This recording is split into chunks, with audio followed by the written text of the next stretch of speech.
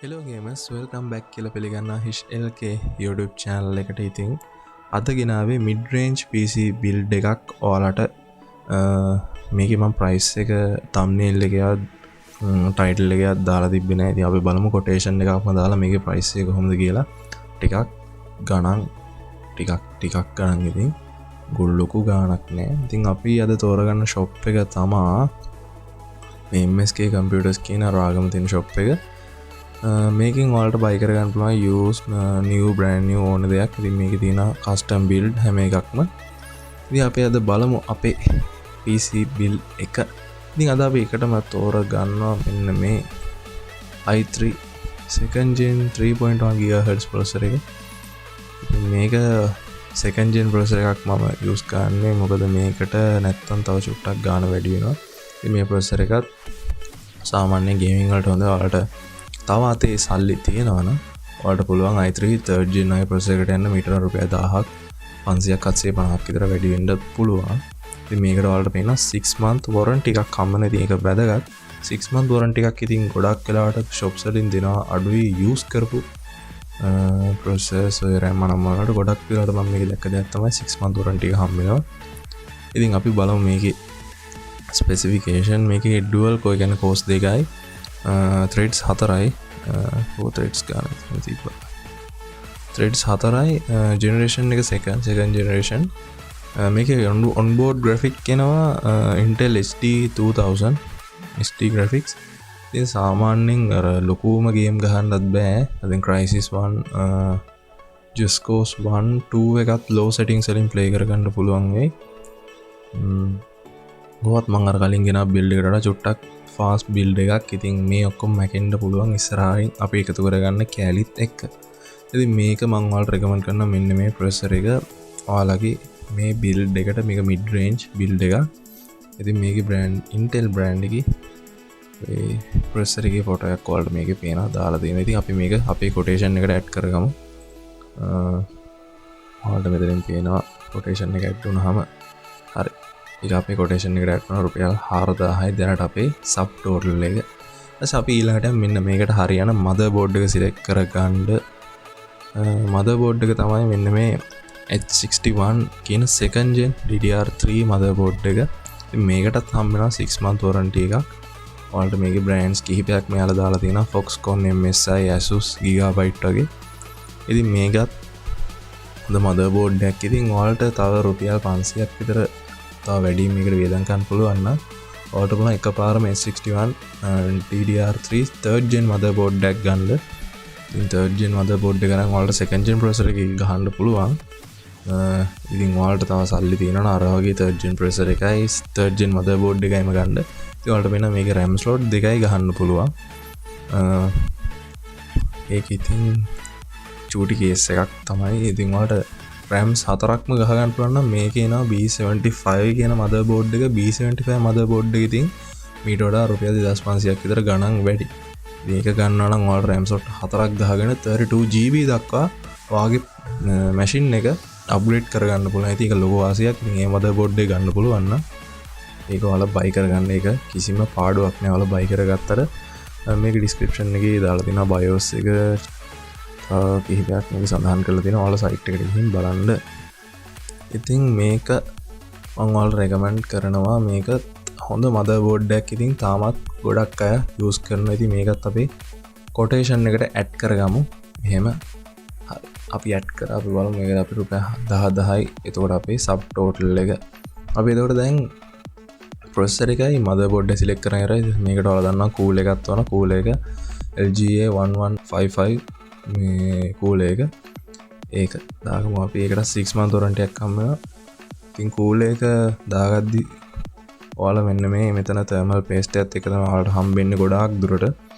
ඉතින් ඔයාලා unbox කරගද්දි මේක මේ බලාගෙන කල්පනායෙන් unbox කරගන්න. මෙතන thermal paste එක ඔයාලගේ අතේ වදින්න පුළුවන්. එහෙම වුණොත් ඒකේ ඔයාලට නැති වෙන්න පුළුවන් thermal gum එක. ඒ ගම් එක ඔයාලට තියාගන්න. නැත්නම් thermal paste එක හොරලා අයින් කරන්නත් එපා. එහෙම fix කරන්න හොඳ නෑ. එහෙම වුණොත් processor එක heat වෙලා fire වෙන්න පුළුවන්. ඒ හින්දා කල්පනාවෙන් මේක unbox කරගෙන high කරගන්න. මේක නොබ්ස් තියෙන්නේ ගොඩාක් දුරට මදර්බෝඩ් එක හම්බෙද්දි ඔයාලට පරණ ජෙනරේෂන් වල ආපු මේ ස්ක්‍රූ හයි කරන ස්ලොට් එකක් හම්බෙන්න පුළුවන් මෙන්න මේ මදර්බෝඩ් එකේ පිටිපස්සේ මේ මෙන්න මේ CPU socket එක යට ස්ක්‍රූ එක socket එක හම්බෙන්න පුළුවන්. ඉතින් එහෙම එකක් තිබ්බොත් ඒක ගල්ලා අයින් කරන්න. නැත්තම් ඔයාලා මේ දැන් එන අලුත් සිස්ටම් එකට ක්ලිප් තමයි තියෙන්නේ ක්ලිප් කරගන්න පුළුවන්. ඉතින් ඒකත් අපි අපේ කොටේෂන් එකට ඇඩ් කරගමු. අපි ඇඩ් කරලා තියෙන්නේ. එතකොට අපි මේක එකක් අයින් කරගමු. එකක් අයින් කරාම අපේ දැනට තියෙන සබ් ටෝටල් එක 10850යි. මම මේක ඇඩ් කරගන්න. 10850යි. හරි.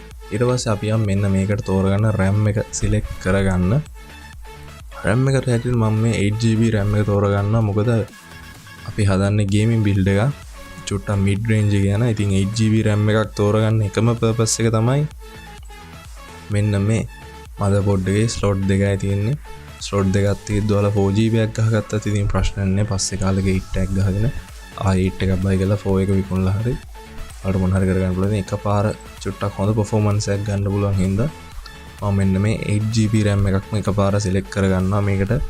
එහෙමත් ඔයාලට චුට්ටක් performance එක වැඩි කරගන්න පුළුවන්. තව චුට්ටක් කාලයක් ඉඳලා ඔයාලට 8 එකක් ගහත්තාම ඔයාලට 16GB RAM තියෙනවා. කිසිම කේස් එකක් නැහැ. හොඳ graphic card එකක් ගහගත්තොත් ඔයාලට කිසිම කේස් එකක් නැතුව දැනට ආපු ගේම් එකක් ඕන සෙල්ලම් කරන්න පුළුවන්. i7 second gen එකයි processor එකක් ගහගත්තොත්. ඊට පස්සේ අපි මේකේ brands පෙන්නනවා. Samsung ඒඩටත් තියෙන. ඉතින් රැන්ඩම් බ්‍රෑන්ඩ්ස් තමයි. ඉතින් මේක ගොඩක් කරලා බ්‍රෑන්ඩ්ස් සඳහන් වෙලා නැහැ. මෙගාහර්ට්ස් 1600යි ස්පීඩ් එක. ඒක වටිනවා. ඊට පස්සේ අපි මේකත් අපේ කොටේෂන් එකට ඇඩ් කරගමු. එතකොට අපේ දැනට සබ් ටෝටල් එක හැටියට අපිට එනවා 18350ක්. ඊට පස්සේ අපි යම් මෙන්න මේකට හොඳ power supply එකක් select කරගන්න. ඉතින් මේ power supply එක මම 500 gaming power supply එක තමයි ඔයාලට recommend කරන්න. මේකටත් 6 month warranty එකක් හම්බ වෙනවා. මේක ඔයාලට යටින් සඳහන් කරලා දිනවා 6 pin 8 pin දෙකම තියෙනවා. ඉතින් ඒක වටිනාසා ඒක ලොකු වාසියක්. ඉතින් මේකටත් මාස 6ක warranty එකක් හම්බ වෙන එක හොඳයි. ඉතින් ඔයාලට පුළුවන් නම් brand new power supply එකක් ඔය buy කරගන්න 80 plus වගේ තියෙන. ඒක තව ඔයාලට වාසියක්. හැබැයි ඉතින් රුපියල් 6000ක් 7000ක් ඊටත් උඩින් තමයි power supply දැන් තියෙන්නේ brand new. ඉතින් අපි මෙන්න මේක අපේ quotation එකට add කරගමු. ඊට පස්සේ අපිට එනවා අපේ sub total එක 20650ක sub total එකක්. දැනට අපි 20000ක් waste කරලා ඉවරයි. ඊට පස්සේ අපි යම් මෙන්න මේකට හොඳ graphic card එකක් තෝරගන්න budget. ඒක budget graphic card එකමයි GTX 650 1GB card එක. ඉතින් මේකත් gaming වලට සහ හොඳයි. සාමාන්‍යයෙන් emulator ගහන අයට PUBG Mobile, COD Mobile emulating කරන අයට සාමාන්‍යයෙන් හොඳට play කරගන්න පුළුවන්. FPS 30න් උඩ වගේ 60ත් ගොඩක් වෙලාවට අදින්න පුළුවන්. ඉතින් මේක GTA 5 එකත් හොඳට වදින කාඩ් එකක් තමයි මේ 650 කියන්නේ. මේකත් Nvidia GeForce 650 කාඩ් එක. ඉතින් ඔයාලට මේකේ තව ෆොටෝස් කීපයක් තියෙනවා. මේවල ඇඩ් කරලා සයිට් එකේ mix brands වලින් තමයි දාලා තියෙන්නේ. ඉතින් brand එකක් ගැන හරියටම කියන්න බෑ. මේ VG එකේ CUDA-GOS 384ක් තියෙනවා CUDA-GOS. ඒකත් හොඳයි.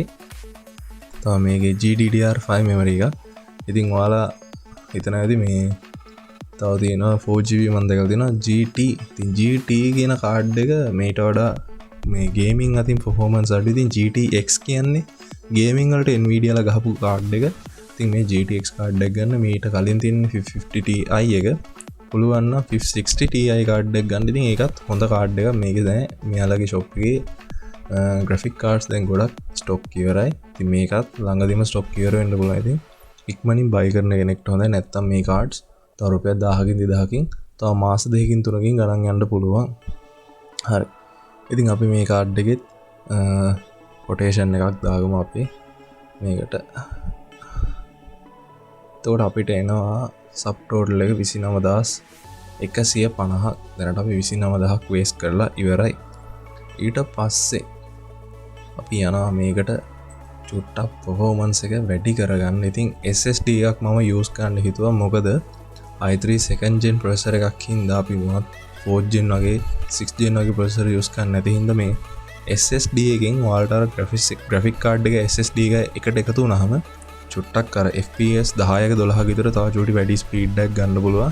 ඉතින් ඔයාලට මෙන්න මේක buy කරලා මේ යූස් එක 6 month warranty එකක් හම්බ වෙනවා. SanDisk brand එක කියලා තමයි දාලා තියෙන්නේ. ඉතින් brand එක ගැන මට සහතික වෙන්න බෑ. යාලා විවිධ brands එළියට දාන්න පුළුවන්. ඉතින් මේක ඔයාලට දාගත්තාම ඔයාලට 120 වලටම system ගහගෙන මේ Windows ගහන 10 නම් 10 7 නම් 7 ගහගෙන ඊට පස්සේ අපි මේකට තව external hard disk හැටියට normal hard එකක් 500GB hard එකක්. ඉතින් චුට්ටක් storage වැඩි hard එකක් ඒකත් select කරගන්නවා. නැත්තම් ඔයාලට පුළුවන් තව චුට්ටක් 320 එක චූටි hard එකකට යන්න. ඉතින් මේකේ 320 hard එකේ stock ඉවරයි. ඉතින් අපි මේ SSD එකේ quotation එක add කරගමු මෙහෙම. එතකොට අපේ subtotal එක 33650යි. හරි ඊළඟට අපි යමු මේකේ quotation එකක් add කරගන්න. එතකොට අපිට 36650ක subtotal එකක් දැනට අපි 36000ක් waste කරලා ඉවරයි. ඊට පස්සේ මේකට මම complete system unit එක හදන හින්දා ඉතින් ඔය monitor ගැන අද කතා කරන්නේ. මේකට DVD writer එකක් දාගන්නවා. සාමාන්‍යයෙන් මේක නම් normalම DVD writer එකක්. brands කීපයක් ඔයාලට දාලා තියෙනවා මෙතනින්. ඔයාලට ඉතින් DVD writer එකක් අත්‍යවශ්‍යම නම් ඔයාලට මේක add කරගන්න. ඉතින් මේකත් මම quotation එකට add කරගන්නවා. ඔයාලට පුළුවන් මේකෙත් brand new DVD writer එකක් ගන්න. ඉතින් රුපියල් 1500ක් විතර වැඩි. දැන් අපේ quotation එකේ subtotal එක 37600යි. හරි අපි ඊළඟට අපි casing එක අද මම චුට්ටක් ගණන් සාමාන්‍යයෙන් budget වගේ යන gaming වල ගොඩක් ආස RGB casing එකක් තමයි select කරගන්නේ. මේක golden feel ලගේ G9 gaming casing එක. මේක full transparent casing එකක්. ඔයාලට පේනවා එහෙනම් ලස්සනයි මේ casing එක. ඔයාලට මේකට liquid cool එකකුත් දාන්න පුළුවන් මේ උඩට. මේ casing එකේ විශේෂත්වය තමයි ගොඩක් දැන් එන gaming casing වල ඔයාලට DVD කියන්නේ DVD ROM එකක් input කරගන්න බෑ. DVD ROMs දැන් DVD ROMs වඳ වෙලා යන කාලයක් තමයි DVD ROM එක input කරගන්න බෑ. ඉතින් ඔයාලට පේනවා මෙතන මේ කැලි දෙකටම DVD ROM දෙක ගහගන්න පුළුවන්. ඉතින් මේක ඉස්සරහින් eject කරගන්න පුළුවන්. මේ පිටුරේ මම පෙන්නන්න. මෙතන තියෙන මෙන්න මේ කැලි දෙකම eject කරගන්න පුළුවන්. ඉතින් ඔයාලට DVD ROM එකක් මේකට plug කරගන්න පුළුවන්. ඉතින් මේක case එක වලට හම්බෙන්නේ lightning නැතුව ඒ කියන්නේ ඔය RGB fans නැතුව අමුවෙන් තමයි casing එක හම්බෙන්නේ. ඉතින් ඔයාලට මේකට RGB fans උත් buy කරගන්න වෙනවා.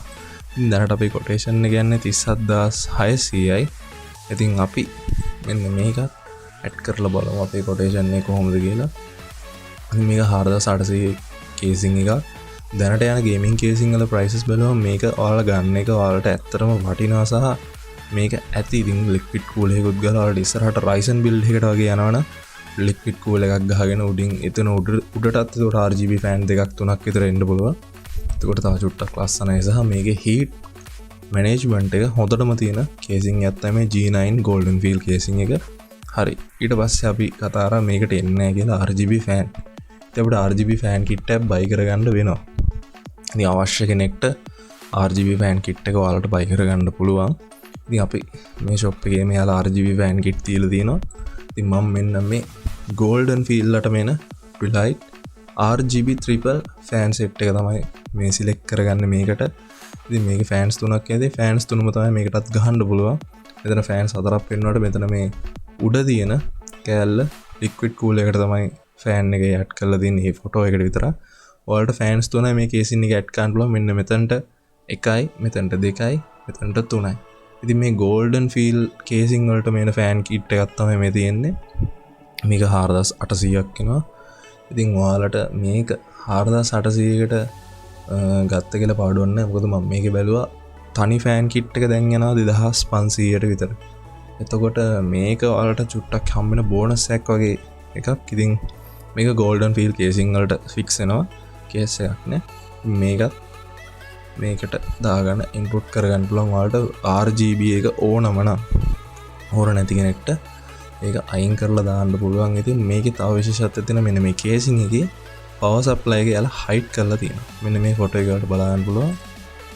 power supply එක hide වෙනවා. ඉතින් එතකොට හොඳ කේබල් මැනේජ්මන්ට් එකක් ඔයාලට ගන්න පුළුවන් මෙන්න මේ පිටිපස්සෙන් කේබල්ස් දාලා. එතකොට ඔයාලා PC එකේ අර පරණ PCs වල කැත නැහැ මෙහෙන් කේබල් ගිහිල්ලා එහෙම අවලස්සන වෙන්නේ. කේබල් මැනේජ්මන්ට් එක හොඳ කේබල් මැනේජ්මන්ට් එක ගන්න පුළුවන් මෙන්න මේ කේසින් එකේ හින්දා. ඉතින් අවශ්‍ය කරනයට මෙන්න මේ RGB kit එකක් ගන්න පුළුවන්. ඉතින් මම මේක කම්ප්ලීට් කරන්න ඕන හින්දා මේකත් අපේ කොටේෂන් එකට ඇඩ් කරගන්නවා. හරි. ඉතින් අන්තිමට අපිට ඕන සබ් ටෝටල් එක නම් මේක 47200ක හදපු ෆුල් PC බිල්ඩ් එකක් නෙමෙයි ෆුල් සිස්ටම් යුනිට් බිල්ඩ් එකක්. PC කියන්නේ සාමාන්‍ය මොනිටර් මවුස් කීබෝඩ් ඔක්කොම දාලා මේක තනිකර ෆුල් සිස්ටම් යුනිට් එකක්ම මේක ස්ට්‍රීම් කරන්න හොඳ සිස්ටම් යුනිට් එකක්. සාමාන්‍යයෙන් නෝමල් ගේම් 2015ට කලින් ආපු ගේම්ස් අද්ද ගන්නත් පුළුවන්. ඔය අලුතෙන් ආපු ගේම්ස් උත් ගොඩක් දුරට ලෝ සෙටින්ග්ස් එකේ 720p හරි දාලා අද්දන්න පුළුවන්. ඉතින් ගොඩක් FPS ගැන බලන කෙනෙක්ට නම් ලෝ දාලා ගහන්න පුළුවන්. ඉතින් ග්‍රැෆික් ක්වොලිටි එක බලන FPS අදාළම නැති පුද්ගලයන්ට පුළුවන් ඉතින් මීඩියම් වගේ දාලා 30න් පල්ලෙහා වගේ ප්ලේ කරගන්න. හරි. ඉතින් මේක මම ඔයාලට රෙකමන්ඩ් කරනවා මෙන්න මේ කෑලි කිහිපයකට කරලා අද අපි තෝරගත්තේ මෙන්න මේ MSK කම්පියුටර්ස් කියන ආයතනේ. ඉතින් ඔයාලට පුළුවන් මේක මෙයාලගෙන් 47200කට වගේ මිලදී ගන්න. ඉතින් ඉක්මන් කරන අයට මේ ගානටම ගන්න පුළුවන්.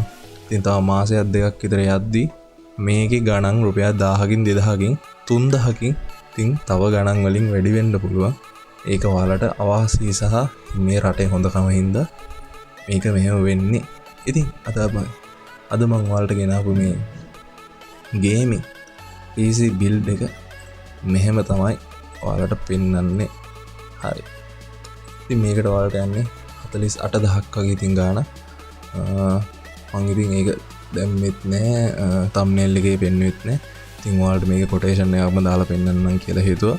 ඉතින් මේ වීඩියෝ හොඳ නම් මේ වීඩියෝ එකට ලයික් කරන්න. ඉතින් තව කෙනෙක්ට බලන්න තව PC build එකක් හදන්න අදහසක් ගන්න ඕන කෙනෙක් ඉන්නවා නම් එයාට මේක share කරන්න.